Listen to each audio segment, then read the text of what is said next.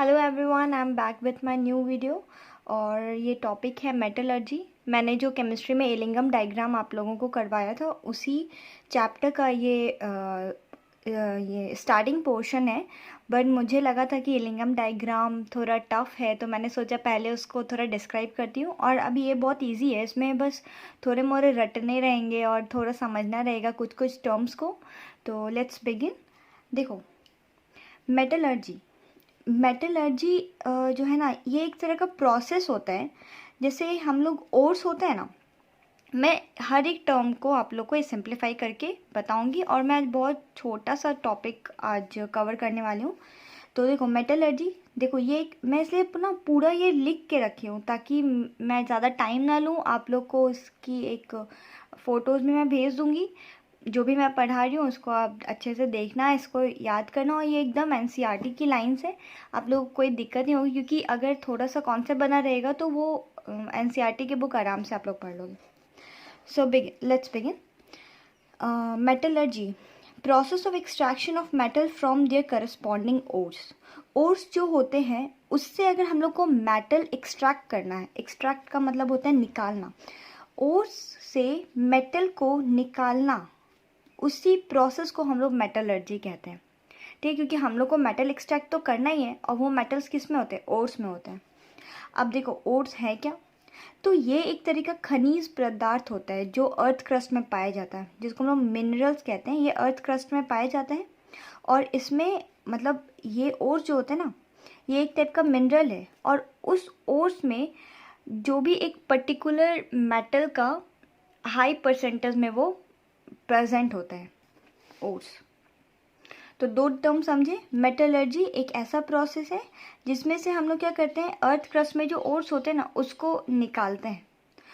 उस ओर्स को निकालने के बाद उस ओर्स से मेटल को निकाला जाता है, क्योंकि ओर्स एक तरह का मिनरल है जिसमें कोई पर्टिकुलर मेटल प्रेजेंट होता है। अब देखो, अभी हम मिनरल क्या होते हैं, तो मिनरल क्या होते हैं, ये कंपाउंड होते हैं जो हमारे अर्थ क्रस्ट में पाए जाते हैं, ये कंपाउंड।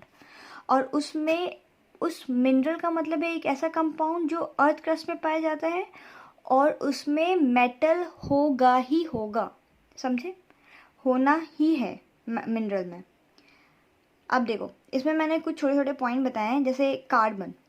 कार्बन जो है is also found in earth crust, do not contain metal, so carbon is not a mineral। देखो, बहुत सारे ऐसे ओर्स हैं जो ओर्स से हम लोग बहुत सारे ऐसे एलिमेंट को निकालते हैं, जैसे कार्बन। लेकिन ज़रूरी नहीं है कि अगर वो ओर्स से हम लोग उस एलिमेंट को निकाल रहे हैं तो वो मेटल प्रेजेंट हो उसमें। क्योंकि देखो, कार्बन क्या है, ये भी हम लोग ओर्स से एक्सट्रैक्ट करते हैं, एक्सट्रैक्टेड फ्रॉम ओर से हम लोग कार्बन को भी एक्सट्रैक्ट कर रहे हैं। ठीक है, लेकिन और ये भी अर्थ क्रस्ट में ही पाया जाता है। ओर से हम लोग कार्बन को एक्सट्रैक्ट कर रहे हैं और अर्थ क्रस्ट में पाया जाता है, लेकिन इसमें मेटल्स नहीं है। डू नॉट कंटेन मेटल, इसमें मेटल नहीं है। तो जब वैसा ओर जिसमें मेटल ही प्रेजेंट नहीं हो रहा है, जिससे हम लोग मेटल ही एक्सट्रैक्ट नहीं कर पा रहे उस एलिमेंट से, तो वो मिनरल में नहीं आता है। वही ओर जो है वही ओर जिसमें से हम लोग मेटल एक्सट्रैक्ट कर पाते हैं, जिसमें मेटल प्रेजेंट होता है, उसी को हम लोग मिनरल बोलेंगे। इसलिए कार्बन को हम लोग मिनरल नहीं बोल सकते, क्योंकि इसमें से कोई हम लोग को मेटल नहीं मिलता है। अब देखो, कंपाउंड लाइक डीजल, पेट्रोल, ये सब भी हमारे अर्थ क्रस्ट में, अर्थ क्रस्ट मतलब हमारे ज़मीन के अंदर पाए जाते हैं, लेकिन इसमें भी मेटल नहीं होते हैं। इसलिए हम लोग मतलब इट्स नॉट अबाउट कि ओर है, ज़मीन के अंदर पाया जा रहा है तो हम लोग उसको मेटल बोल देंगे या फिर मिनरल बोल देंगे। डिपेंड करता है, जैसे ओर्स ज़मीन के अंदर पाया जाने से ज़्यादा ज़रूरी है, ज़मीन के अंदर पाया जाना भी चाहिए, और उसको जब हम लोग निकालें तो उससे मेटल भी हम लोग को एक्सट्रैक्ट होके निकलना चाहिए। जैसे कार्बन, देखो कार्बन भी हम लोग ओर्स से एक्सट्रैक्ट तो कर रहे हैं, बट क्या ये हमें मेटल प्रोड्यूस करके दे रहा है? तो नहीं। जब मेटल नहीं दे रहा तो इसका मतलब वो मिनरल नहीं है, क्योंकि मिनरल्स हमें मेटल देते हैं। उसी तरीके से डीजल और पेट्रोल भी अर्थ क्रस्ट में पाए जाते हैं, लेकिन क्या वो उसमें मेटल होते हैं? नहीं। तो इसका मतलब पेट्रोल और डीजल भी मेटल नहीं है। That's why I have written a status over here and that statement is all ores are mineral and all minerals are not ores। जितना भी ores होते हैं वो मिनरल हो सकते हैं, मतलब जो भी अर्थ क्रस्ट के अंदर हैं मे बी उसमें से मेटल निकल सकता है। जैसे अभी हम लोग ऊपर का एग्जांपल बताए ना, मेटल निकल सकता है। जो भी ओर्स हैं वो उसको हम लोग मिनरल्स कह सकते हैं, क्योंकि ओर्स है अर्थ क्रस्ट के अंदर पाया जाएगा, उसको निकालेंगे तो उसमें कुछ ना कुछ खनिज पदार्थ निकलेगा। क्या जितने भी मिनरल्स हैं वो ओर्स हैं? नहीं, क्योंकि बहुत सारा ऐसा मिनरल होता है जिसके अंदर मेटल ही प्रेजेंट नहीं है। जब वो मेटल ही प्रेजेंट नहीं है तो वो उसको ओर्स हम लोग किस मामले में कहेंगे? जैसे कार्बन का एग्जांपल देखो, डीजल, पेट्रोल देखो, ये सब हमारे अर्थ क्रस्ट में पाए जा रहे हैं, लेकिन क्या ये मेटल दे रहे हैं? तो ये जब मेटल ही नहीं दे रहे हैं तो ये किस तरीके के मिनरल हुए, किस तरीके के ओर हुए? समझे? अब है अबेंडेंस ऑन अर्थ क्रस्ट। हमारे अर्थ क्रस्ट में कौन सा एलिमेंट कितना अबेंडेंट अमाउंट में पाए जाते हैं? तो सबसे पहला ऑक्सीजन सबसे ज़्यादा अमाउंट में पाए जाते हैं, फिर सिलिकॉन, अल्मोनियम, आयरन।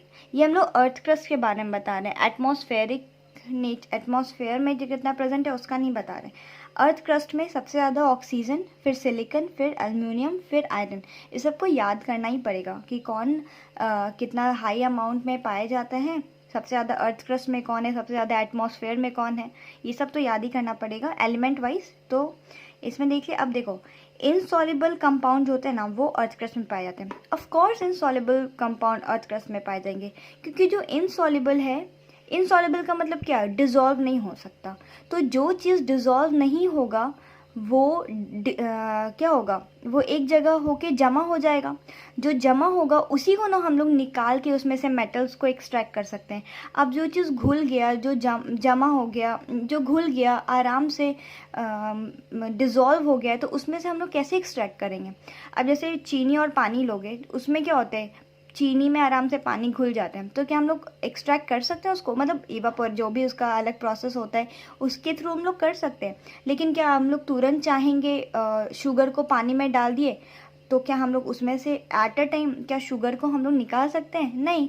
लेकिन उसी की जगह अगर हम लोग कोई और सब्सटेंस डालें जो पानी में सॉल्युबल नहीं है, जो अच्छे से डिज़ोल्व नहीं होता, तो उसको हम लोग आराम से एक्सट्रैक्ट कर सकते हैं। इसलिए बोला जा रहा है कि जो भी इनसॉल्युबल कंपाउंड होते हैं वो अर्थ क्रस्ट में पाए जाएंगे। ठीक है, उसका मैंने यहाँ पे एग्जांपल भी दिया है। जैसे देखो नाइट्रेट ओर्स जो होते हैं ना वो नहीं पाए जाते हैं हमारे अर्थ क्रस्ट में। रीज़न क्या है? क्योंकि वो पानी से सॉल्युबल होते हैं।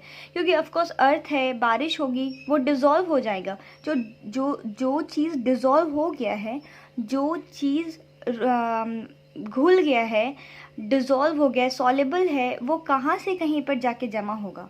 वो तो पानी में घुल गया ना। ये चीज़ सॉल्युबल होने की वजह से ये एग्जिस्ट ही नहीं करता, और अगर ये इनसॉल्युबल होता तो ऑफकोर्स एग्जिस्ट करता। This is the reason nitrate ores are not found in our earth crust because they are water soluble. अब देखो इम्प्योर, अब हम लोग जैसे देखो इसमें चाल्कोजेंस हम लोग जनरली ग्रुप 16 को कहते हैं। चाल्कोजेंस का मतलब होता है जो ओर्स बनाते हैं। ओर्स बनाना मतलब मिनरल से हम लोग मेटल, समझे? तो ये लोग क्या होते हैं? जनरली वाटर इनसॉल्युबल होते हैं। वाटर इनसॉल्युबल है मतलब आराम से डिपॉजिट हो जाएंगे। तो उसमें किसका किसका ऑक्साइड आता है? Oxides of sulphide, oxide, sulphide, ये सब का हम लोग को, ये सब हम लोग इससे ओर्स बनाते हैं। ठीक है, अब देखो टाइप्स ऑफ ओर्स, दो टाइप का ओर्स होता है। एक होता है नेटिव का होता है जो नोबल नेचर का होगा। नोबल का नेचर मतलब जो किसी के साथ रिएक्ट ही नहीं करेगा, लाइक सिल्वर, गोल्ड, मरकरी, ये सब। ठीक है, और कंबाइंड का मतलब है, कंबाइंड मतलब जो किसी के साथ भी जाके कंपाउंड बना ले।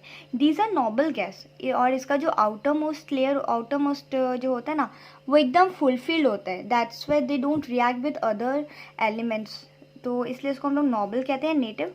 और कंबाइंड जो नोबल गैस को छोड़ के, क्योंकि जो चीज़ खुद से पहले से एकदम फुलफिल्ड है तो वो किसके साथ रिएक्ट करेगा? जिसको चाहिए या किसी को इलेक्ट्रॉन चाहिए होता है, किसी को देना होता है, तभी ना वो रिएक्ट करेगा। जो खुद में ही आराम से मस्त बैठा है उसको क्या ही ज़रूरत पड़ेगी। इसलिए कंबाइंड होता है वो नॉबल गैस को छोड़ के बाकी सभी किसी ना किसी के साथ कंबाइंड करता है। अब देखो कंबाइंड का भी 3 फॉर्म होता है, ऑक्साइड, ऑक्सीजन, सल्फाइड और अदर।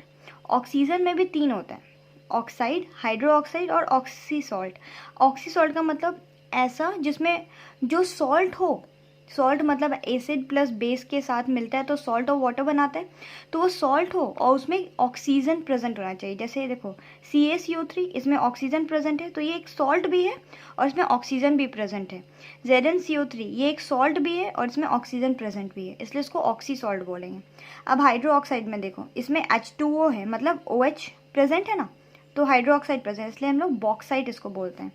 और ऑक्साइड में जिसमें सिर्फ ऑक्सीजन हो, मतलब OH, मतलब H का H नहीं होना चाहिए, हाइड्रोजन नहीं होना चाहिए, अदरवाइज उसको हम लोग हाइड्रोक्साइड में बोलते हैं। तो जिसमें सिर्फ ऑक्सीजन हो और they can not be salt, अगर सॉल्ट हुआ तो ऑक्सी सॉल्ट में चला जाएगा, समझे। सल्फाइड में देखो PbS, FeS2, HGS, जिसमें भी सल्फर होगा वो सल्फाइड में होगा। और अदर में हम लोग AgCl को बोलते हैं। देखो आज यहीं तक तुम लोग अच्छे से पढ़ना, मैंने इतना बताया है। नेक्स्ट क्लास में अब जैसे देखो ओर्स है, अब उसमें कुछ ना कुछ ज़रूरी थोड़ी है कि जैसे हम लोग ओर्स को निकाले उसमें से जो मेटल एक्सट्रैक्ट किए तो क्या उसमें सारे मेटल ही प्रेजेंट होते हैं? नहीं, उसमें बहुत सारे इम्प्योरिटीज़ भी होते हैं और वही इम्प्योरिटीज़ के बारे में मैं नेक्स्ट क्लास में पढ़ाऊँगी। उस इम्प्योरिटीज़ को कैसे कैसे हटाया जाता है, किस किस प्रोसेस से हटाया जाता है, वो सब मैं तुम्हें नेक्स्ट क्लास में पढ़ाऊँगी। तो आज के लिए इतना ही, अच्छे से पढ़ना। Thank you. Please like my video. Please subscribe and share. I need support, जैसा मैं अपने हर वीडियो में बोलती हूँ. So please share this video to the one who really need this video. Thank you so much.